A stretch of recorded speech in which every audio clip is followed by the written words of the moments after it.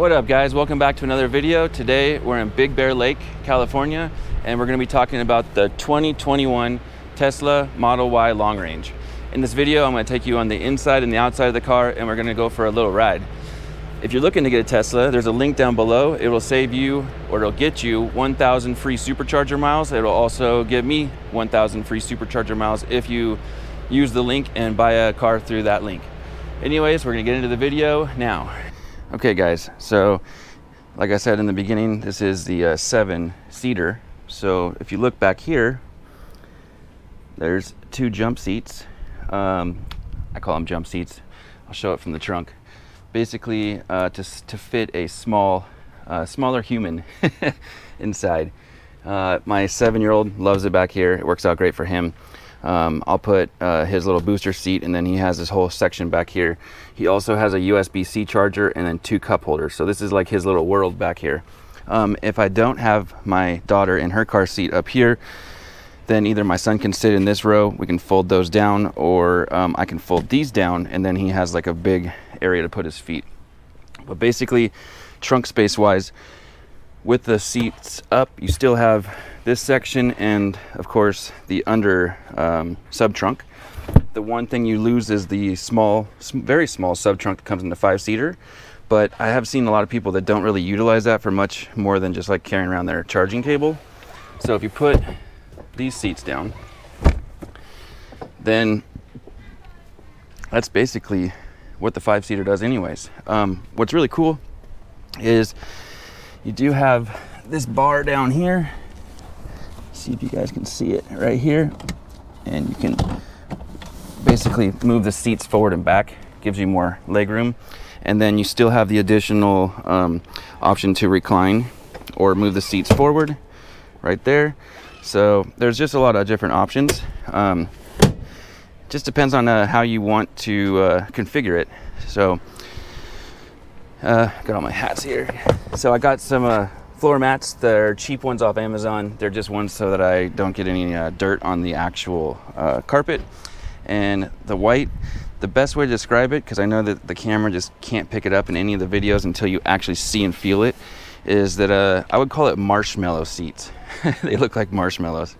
It does have a frunk, as you can see here, and it's got the little attachment that would attach here if you're going to tow something, or pull something out, or if you need to be towed that way. I'm probably not going to be towing anything in the front. And then you got your cameras. You got cameras there. You got cameras up in there. You got a camera right over here, and you got some cameras in the tailgate hatch, right? Or you got a camera right there. Boom. They do make a performance model. This is not that. The performance model is $10,000 more. I opted for this one. It is fast. I will take you guys for a ride here in a few minutes, but let me just tell you, it is very fast. There's a 15-inch fully touchscreen screen. I'm sure a lot of you guys are definitely aware of the screen. Basically, it controls the entire car besides the windows. Those are on the driver's door, and then each door has their window control as well. And this one does have the phone charging. So basically, stick your phone there and it just starts charging. The one upgrade I did inside here would be that I added the little trays, so I can slide that forward. Then you have more room down in there. I do have a PlayStation controller. My son likes to play the games. I don't like to use the steering wheel to play the games because it does physically rotate the tires, and I just don't think that doing that is probably the best thing for the car. And then I have the little tray for the back part where I keep the garage door opener, and then some masks and stuff down below. This one also, I just installed this. I don't know if you guys can see this super well, but basically it's just like a little section to put a couple dollars or something if you wanted to hide a few bucks underneath. It was just an open, vacant like area, so I figured I might as well fill it with something. And let's see here.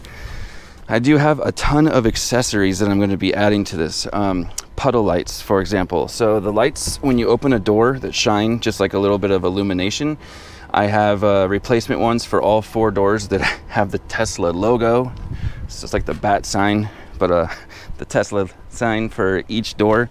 I just think it's like a cool little touch. I also got a little USB-C plug-in light that goes into these USB-C slots that just illuminate the back a little more. Because without that, basically the only illumination is from these little lights right there and there, which isn't a whole lot. And on most cars, you'll notice that they have like a dome light right here, which this car just has a panoramic roof. I will be tinting the front windows just so slightly. I think it does have some kind of a UV protection on it because it's not quite perfectly clear. It's got like a little bit of a hint of something, but it's not really tint. If you can see, this is the dual pane. So this one, 2021, they made the glass for the windows twice as thick to help with road noise. I haven't been in a 2020, so I wouldn't know if it really does a whole lot, but from what I've heard from people that do have a 2020, it does help with the road noise. What else? Oh, okay, so the sound system in here is incredible. I used to have a 12-inch sub in one of my other cars, and this one has 14 speakers, and I believe there's a couple subwoofers up in the front, and then there's speakers everywhere. You got one here, there's ones up in there, there's ones in the door, and there's ones in the back, and yeah, it's all over. It's absolutely amazing how the sound system is. It's just I can't explain it through a video because you'd have to hear it. Another thing I do like about this car is the air conditioning. So if you tap the screen, then you're able to adjust on the screen like where you want the air to come from, and you can spread it out or make it more condensed. But that's super awesome. It's just something different than your normal little vent controls. I found that I run it at 8. I'm in Southern California, and it goes up to 10. So I found 8 is pretty good for me. If you do have a dog, you can put it into dog mode, and basically that'll just tell the screen that there's a dog in the car. The car is set to a specific temperature, and the dog is fine. Don't trip. Don't have to call the cops or whatever. Let's see, what else about this? The stitching on the panels, super nice, just nice little touch. As well, let's see, where's the other? Yeah, in the center console area, you'll see it's just like just little details like that. And then the material that is on here, it's not plastic, it's not, I don't know what it is. It's just soft. It feels like it could get dirty, but I hope it doesn't. And I do have a lot of products that I'll show you guys in my accessories video to help with the seat staying nice and white. Then you got your magnet, super magnet mirror with your fancy lighting if you're gonna put on your makeup or whatever for the people that use makeup. And yeah, that's basically the rundown. Again, I ordered the 5-seater, and it wasn't available for a while, so I ended up getting the 7-seater off existing inventory. Somebody from Tesla was using it to train other Tesla employees how to use the car, so it had 150 miles on it, and basically the car came in perfect condition. A lot of people talk about panel gaps, so let's go ahead and run over that real quick with you guys, and I'll show you how I think this car, for the most part, is really well. So a lot of people use their finger and they kind of run it here, but as you can see, that's flush. Back here, that's flushed, and the gaps in the door seems to be nice and tight. Up here, I don't know if this one's a little bit higher than this one, so maybe that needs a little adjustment for the trunk. Everything closes fine, like the door is closed solid. Oh, charging port. I know that some people have showed that being a problem. Yeah, as you can see, that's it's flush. It's flush, so it's good. On this side, this line is nice and tight. Up here, see, this side is like actually even completely. It's like flush when you do that. And the other side, this is up just a hair. I mean, we're talking about little tiny things. I understand It's a $60,000 car, so you don't want to have any issues. But I did take note of it and told my SA when I picked up the car. And I'm going out of town, so I wasn't going to schedule a service until I get back. Yep, that's nice and flush. Again, this one's nice and flush. The lines all the way down. Same thing up here. A lot of people have issues with their frunk being misaligned, but yeah, it just seems flush, man, all the way around. So I think it's pretty good. Again, I'm not an expert when it comes to panel gaps. I've seen some people who are definitely more picky than I would be. I just want it to, as long as the doors are all closing good and it's not anything super noticeable, I'm pretty happy with it. And so yeah, so that's basically a tour of the car. I'm gonna go for a drive and I'll catch you guys in that. All right guys, so basically in the last section, I discussed the inside and some of the outside of the car. Now we're in the car going for a ride. At this point, I've had the car for about a month, but 2 weeks of that I was on the East Coast, so I wasn't able to drive it. The main thing I've noticed having this car is the regenerative braking.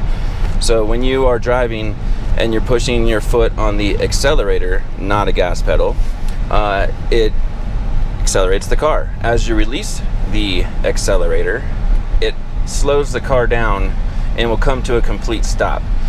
When it's doing that, it's actually giving the battery a little bit of extra charge, and it also helps so you don't have to use the brake hardly at all. I think I've only used the brake in this car a handful of times since I've had it.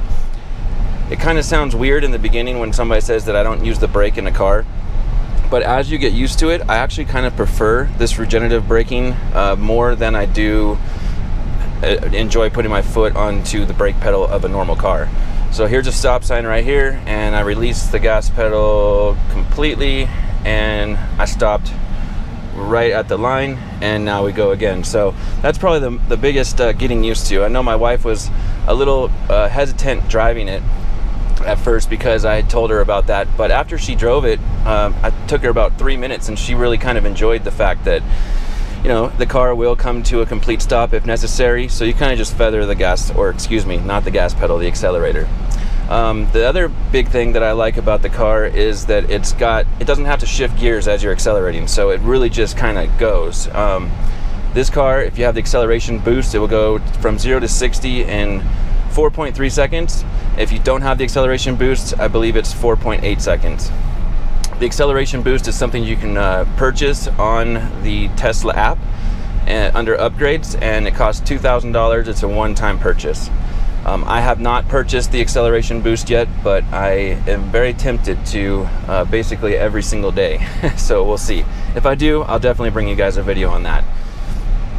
The next thing that's really cool about this car is the fact that it doesn't have to have any oil changes or very little maintenance. The only thing you can do as an owner of this car really is add windshield wiper fluid, and then you can access the air filter. Obviously you can get the tires rotated and whatnot, but it's very, very low maintenance car, so that saves over the long run of the car as well, on top of not having to pay for gas. So the other day I had my car down to approximately 50 miles left in the battery before it would run out, and I went to a supercharger. It took me about 28 minutes to fully charge it up. Well, when I say fully charged, to about 85-90%. You don't really want to fully charge to 100% an electric vehicle unless you're going on a road trip or something. It just helps for the degradation of the battery over time, and it keeps the battery over time, the health of the battery, better.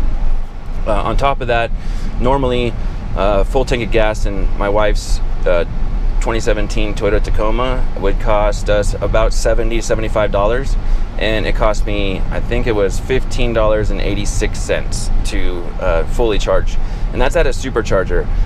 When you're at a supercharger, it's going to charge a lot faster than it would if you were just to plug into a 220 volt, which we have in our garage.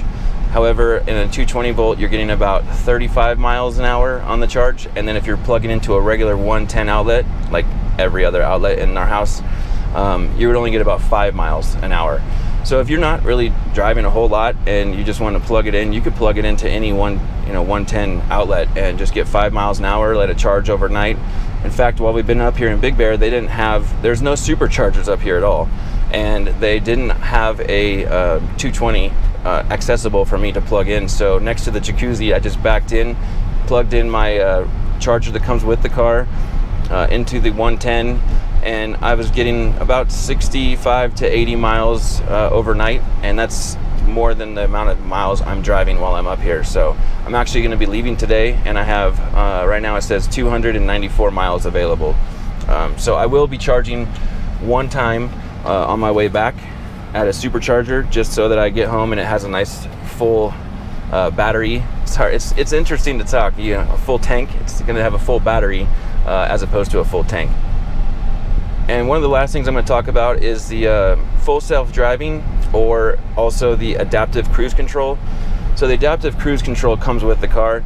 You just double tap on the stalk right here, and it will basically keep your speed up to a certain amount. You can adjust that on the thumb wheel right here on the steering wheel, and it will keep its distance from the car in front of you. It will also take turns. The steering wheel will turn itself, so basically you can kind of sit back and chill. What it does not do is it will not change lanes for you, so you'll have to end that and change the lane yourself. It also will not exit the freeway or do any it's not a full self-driving. So full self-driving, which I actually have purchased the subscription, the monthly subscription for 1 month. And spoiler alert, I'll be doing a video on this, but the reason why I'm actually canceling full self-driving and just sticking with the adaptive cruise control. But the full self-driving, you type in an address and the car will basically drive you there. Now, I found on the city streets it doesn't do so great yet. That's an update that's coming supposedly sometime at the end of this year, probably sometime early next year. Once that happens, in more detail. And the last thing I'm going to say is that I do have a mesh screen that kind of just clips in up here that makes it so that the sun coming in through the panoramic sunroof, which does not open, by the way, in case you're wondering, it doesn't come in so much. So it actually is pretty nice to have when you're somewhere parked for a while in the sun, or you're going to be, in a hot temperature. We were out in Arizona. I didn't have this yet. It was 118 degrees, and it was really kind of starting to feel the heat coming in through the sunroof. It's not actually that bad for most of the time. If it's even 100 degrees, it's got a nice UV protection and a tint on it, so you can't really even see in too well from the outside of the car. But as far as inside, you can start to feel the heat when it's super hot. So I just opted to get this little I think it was a $50 shade that just clips in and unclips when I want to take it out, and it works really well. I've been enjoying it. I do have some links for some accessories. They're affiliate links. They'll be down in the description. You click there and I think you save about 10%. It also will help out the channel, so I do appreciate that very much. Okay guys, so that's basically my first impressions overview of the car, first drive. If you guys have any questions about it, please feel free to comment down below.